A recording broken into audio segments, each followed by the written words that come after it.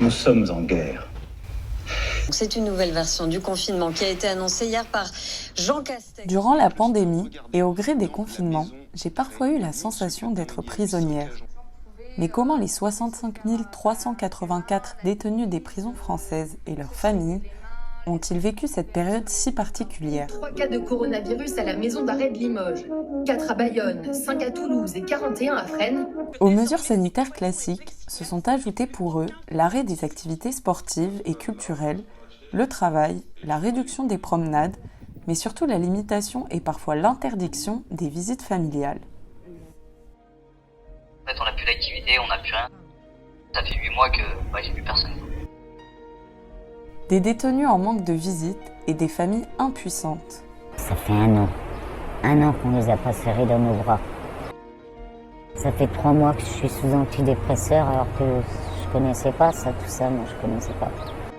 Des familles dont les liens ont été d'autant plus rompus. Le plus difficile, c'est pas pour moi en fait, c'est vraiment pour notre enfant.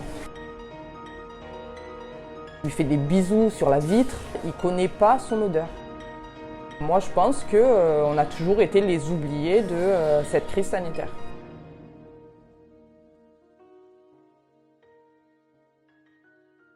J'ai contacté des associations, des syndicats, des familles de détenus et des prisonniers, des visiteurs bénévoles, l'Observatoire international des prisons, mais les réponses étaient rares et peu concluantes.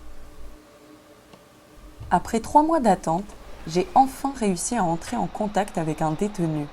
Je l'appellerai Léon pour garantir son anonymat. Il est incarcéré depuis 10 ans et a fréquenté 7 établissements différents. Bonjour, c'est toujours OK pour l'interview ? Là c'est chaud. Tout va bien ? Que se passe-t-il ? C'est tendu, il y a des bagarres depuis quelques jours. La surveillance a été renforcée. Je préfère pas vous appeler aujourd'hui, je vous recontacte bientôt. L'interview ne se fera pas pour aujourd'hui, due aux complications engendrées par son incarcération. 1 mois plus tard, j'arrive finalement à joindre Léon depuis sa cellule. Bonjour Léon, merci beaucoup de nous appeler. Vous, personnellement, comment vous le vivez ? Très mal. C'est pareil, je pense sur moi, mais c'est très compliqué, quoi. C'est vrai, et par rapport à quoi ? Premièrement, je dirais par rapport aux UVF, les unités de vie familiale, qui servent à recevoir de la visite quand nos proches sont éloignés, comme ce qui est mon cas par exemple. Et le problème, c'est qu'en fait, depuis la crise sanitaire, les UVF sont fermés. Donc en fait, pour ceux qui habitent loin, il n'y a plus de maintien des liens familiaux. Donc ça déjà, c'est une première grosse frustration et c'est assez dur à vivre. Donc, du coup, ça fait 8 mois que j'ai vu personne. Je sais que vous avez perdu un proche pendant la crise. Comment ça s'est passé pour vous ? J'aurais bien aimé voir mes proches à ce moment-là, et mes proches auraient bien aimé me rendre visite à ce moment-là aussi. Le problème, c'est que du coup, je me suis dû prendre sur moi et je me suis fermé. On est enfermé autrement en cellule, donc 22 heures sur 24, seul en cellule. Donc en plus, sans pouvoir voir vos proches avec le décès, c'est... Vous avez un peu un sentiment d'injustice ? Complètement. Pour ce qui est de nos proches, là, il y a des mesures extrêmes qui sont prises, quoi. Du fait du manque d'activité, les nerfs sont mis à rude épreuve et les tensions ne cessent d'augmenter. En fait, on n'a plus d'activité, on n'a plus rien, ce qui fait que ça fait monter les tensions, la frustration, et puis forcément de temps en temps, il y a des gens qui sont à bout et qui pètent à cause de la situation. On va dire qu'il n'y a pas une semaine où il n'y a pas un incident, quoi. La direction de l'administration pénitentiaire, ils s'en moquent complètement. Ils nous disent oui depuis des mois et des mois, mais rien ne bouge. Bon là, ça fait quand même 8 mois qu'on prend notre mal en patience. On voit que dehors ça se déconfine, et nous, je sais pas. Faut être assez fort psychologiquement pour pas faire une dépression, faut pas péter un plomb, quoi. Comme Léon, ils sont nombreux à être à cran. Pour rendre compte de l'ampleur de cette situation, il m'a fait parvenir une quinzaine de témoignages écrits de ses codétenus. Humiliation, dépression, suicide sont des mots forts derrière lesquels se cachent souffrance et désarroi. Nous ressortons humiliés, frustrés, salis des parloirs et avec une rage indescriptible grandissante que je contiens, mais jusqu'à quand ? Pendant les 45 minutes de parloir, le dialogue ne peut se faire qu'en criant à cause du plexiglas.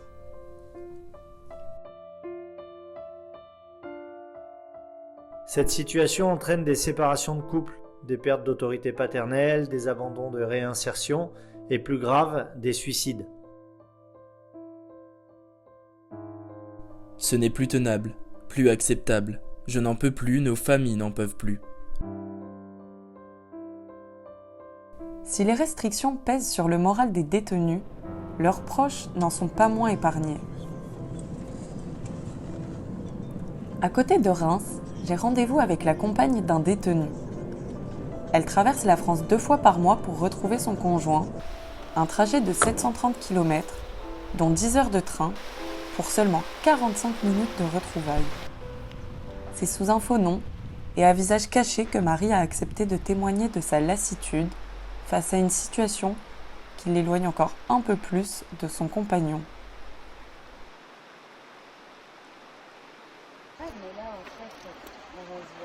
Depuis le Covid, c'est tout simplement une galère. Parce qu'il y a moins de trains, trajets plus onéreux, suspension des trains au dernier moment. Ça vous coûte en le temps double. normal, un aller-retour, ça me coûte 100 €.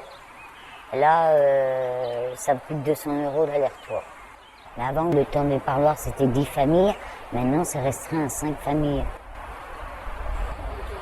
Avec gestes barrières. Masques, gel, plexiglas, des mesures qui éloignent un peu plus les détenus de leur famille. Ça fait 1 an. 1 an qu'on les a pas serrés dans nos bras. Même se toucher les mains. Ça fait 3 mois que je suis sous antidépresseur alors que je connaissais pas ça, tout ça, moi je connaissais pas. Mais bon, pas le choix. On a l'impression que nous-mêmes, proches de détenus, on est détenus. Détenus, enfermés, un sentiment partagé par de nombreuses familles. Je vais à Nîmes rencontrer Sarah, une autre femme de détenue. Bonjour. Merci beaucoup de me recevoir.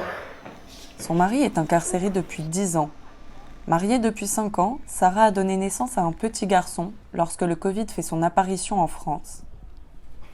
Dans un tel contexte, compliqué de créer le lien entre père et fils.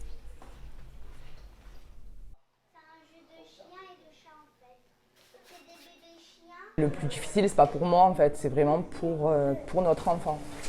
Le plus dur, c'est que voilà, c'est qu'il voit son père donc 1 fois par semaine derrière un plexiglas, qui lui tend les mains, qu'il veut lui faire des câlins, qui lui fait des bisous sur la vitre et qui ne peut pas toucher son papa. Il ne connaît pas son odeur.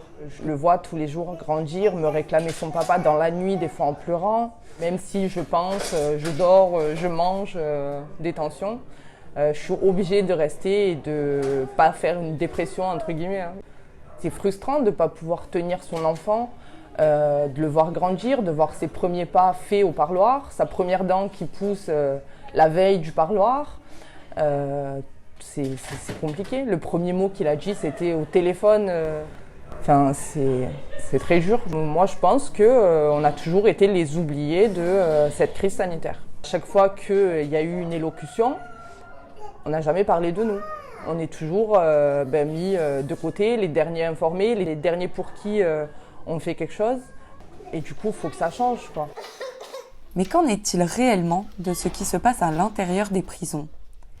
J'ai contacté la direction de l'administration pénitentiaire et malgré les mails, les appels et de nombreuses relances, je n'ai à ce jour toujours aucun retour de leur part. Un sujet qui semblerait tabou.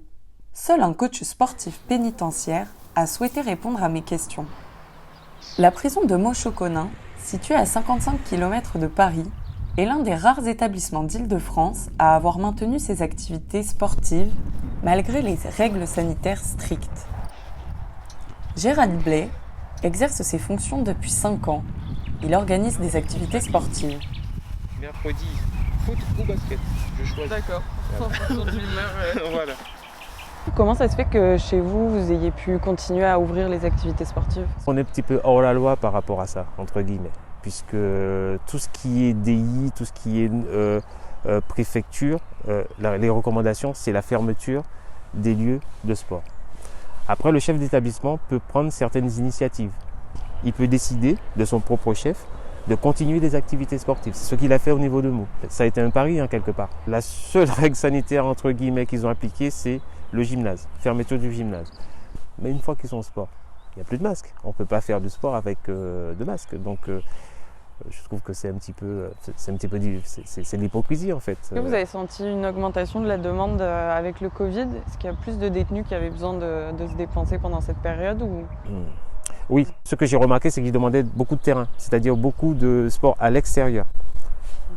Je pense que c'était histoire de sortir aussi de la cellule, de ne pas rester enfermé et puis de ne pas rester dans les informations, parce que quand ils sont dans la cellule, ils font quoi? Ils regardent la télé, qui vous rabâchent toute la journée le nombre de morts, le nombre de cas de Covid.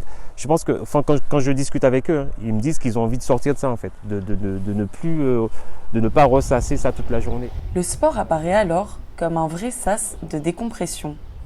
Des gens qui n'ont pas d'activité, qui n'ont rien, c'est sûr qu'à un certain moment, ça va exploser, quoi. Donc le sport, je pense que ça a servi beaucoup à désamorcer cette situation. Le fait de maintenir le sport, ça a été, je pense, bénéfique pour eux et pour l'établissement aussi. D'autres ont pu pousser les portes des prisons. Une équipe de sociologues a réalisé une étude sur le Covid en milieu carcéral à la demande de la direction de l'administration pénitentiaire. De janvier à mars 2021, dans 5 établissements d'Île-de-France, Lara Mahi et ses confrères ont interrogé détenus et professionnels de la prison. Tous sont unanimes, la vie carcérale en période de pandémie est compliquée à gérer.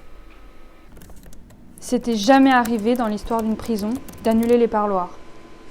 On a rencontré des personnes qui ont, durant la période, préféré se passer de parloir plutôt que de voir leurs proches, donc au moment où c'était permis, mais avec des restrictions, parce que le parloir était vécu de façon trop violente. Ils avaient eu le sentiment d'être des citoyens de seconde zone.